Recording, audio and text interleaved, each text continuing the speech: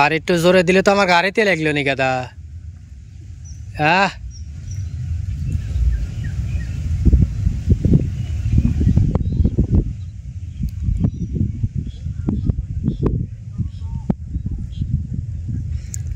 আসসালামু আলাইকুম, দুঃখের সাথে সবাইকে আজকের ভিডিওতে আমন্ত্রণ।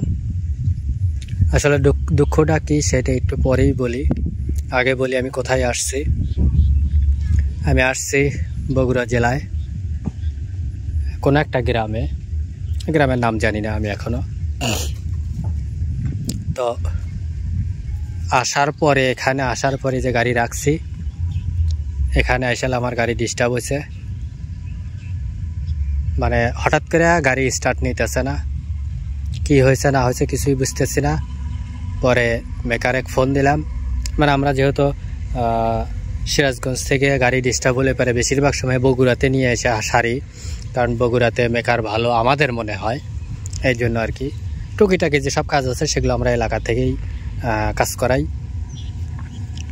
তো মেকার আসলো, আসার পরে মেকার ট্রিটমেন্ট করলো, দেখলো, খুলে খেলে এই সেই ঠিক আছে, চতুর্দিকে নাড়াচাড়া দিয়েলা দেখলো যে গাড়ি একটা পার্টস ডাউন হয়ে গেছে, যেটা কারেন্ট সাপ্লাই দেয় ইঞ্জিনে সেটা। তো ওইটা আবার ফের আমি বগুড়া শহরে গেলাম, শহরে যাওয়ালা কিনে নিয়ে আসলাম। কিনে নিয়ে আসার পর লাগানোর পরে আলহামদুলিল্লাহ এখন গাড়ি ঠিক আছে। এরপরেও মেকার বলল, ভাই এটা যেহেতু চেঞ্জ করে দিলেন, সাথে আরও কিছু আপনার সঙ্গে ছোটো ছোটো জিনিস আছে ওইগুলোও কিনে নিয়ে আসেন, ওগুলোও চেঞ্জ করে দিই। তো ওইগুলাও নিয়ে আসছি সাথে, ওইগুলাও লাগাইছে। অনেক কিছুই মানে সাথে কিনে নিয়ে আসা হয়েছিল, ওইগুলো লাগাইছে। লাগানোর পর আলহামদুলিল্লাহ গাড়ি এখন সম্পূর্ণভাবে সুস্থ। আল্লাহর রহমতে এখন সহি সালামতে বাড়িতে যেতে পারবো। এই যে গাড়ি ভাড়া করে নিয়ে আসছি, এটার আমার ভাড়া হলো অল্প কিছু টাকা, আর খরচ হয়ে গেল 3400 টাকা। ঠিক আছে, আসলে কখন কোন বিপদ হয় সেটা কিন্তু আমরা জানিই না। তো একটু পরে যাত্রী আমার আসলে এখান থেকে আমি আবার গ্রামের উদ্দেশ্যে রওনা দেব। মানে যাদেরকে নিয়ে আসছি ওদেরকেই আবার নিয়ে যাব। তো সাথেই থাকবেন, দেখতে থাকবেন। তো বন্ধুরা, ফাইনালি বাড়িতে আসলাম। তো আইসা দেখি রান্নাবাড়ি শেষ। তো খাইতেও বসছি, কিন্তু প্রচণ্ড গরম। মানে সবই মাত্র মনে হয় রান্না করে নিয়ে এসে। তো আসতে আর রাস্তায় কোনো সমস্যা হয় নাই, আলহামদুলিল্লাহ সহি সালামতি চলে আসছি। প্রচুর খিদাও লাগছে, এর লেগে অন্য কোনো দিকে না তাকায়া আগে খাইতে বসছি। তো খায়া দেখি তরকারি কিরকম স্বাদ হয়েছে। বিসমিল্লাহ।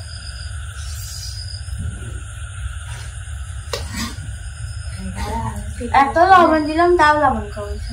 লবণ কম হয়েছে শিওর, এটা আমিও কমের চাইতেছি যে লবণ কম হয়েছে। আর 3-4 দিন হলো প্রচুর ঠান্ডা আমার। এরপরও রাত দিন 24 ঘন্টা গাড়ির উপরেই। আপনারা বুঝতেই পারতেছেন গলার সাউন্ড শুনেও যে আমার প্রচুর ঠান্ডা লাগছে।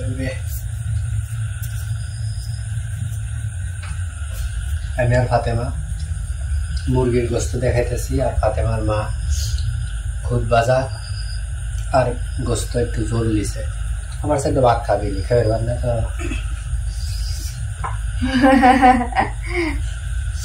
না খাবো না, তোমার আর মতো দিন ভরা কাম হল ভাত খাও না। আমরা কি কম লিছি? তাহলে সেটা কও যে ওই কত খুদ ভাজা খায় ভাত লিবি নাকি, সেটা তো কম না। সেই ভাত না আমার এইভাবে ভাত দিছে কারা জানেন? ওই যে জোলা বাড়ি যে মানুষের যা তাঁত বুনয় না, ওই সময় মেসে থেকে ভাত দিছে। এরকম খারাপ প্লেটের 28 নাম্বার প্লেট, মানে এর থেকে ডাবল। ওই প্লেটে পুরোটুকু ভাত দিছে আর এত বড় একটা বাটি, ওই বাটি বেড়ে তরকারি দিয়ে দিছে, আর ডাল বালতি আছে। তুমি খাইছো? মা মনে এতটুকু আপু মনে খাইছে লেগে যাবে। তোমার দাদারা কাম হচ্ছে, আমি গেছিলাম আমি জোলা রান্নাতে গেছে আছে।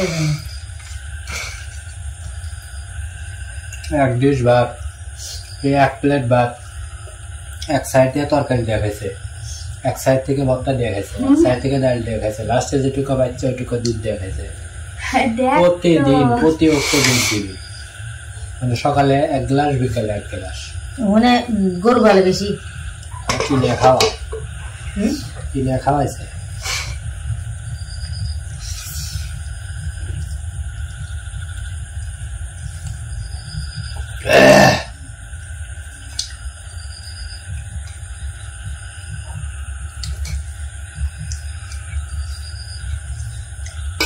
আলহামদুলিল্লাহ, গলায় প্রায় ভাত থেকে গেছিল। তো বন্ধুরা, ভিডিওটা এখানে শেষ করতেছি। সম্পূর্ণ ভিডিও জুড়ে আমাদের সাথে থাকার জন্য ধন্যবাদ। সবাই ভালো থাকবেন, সুস্থ থাকবেন। আল্লাহ হাফেজ।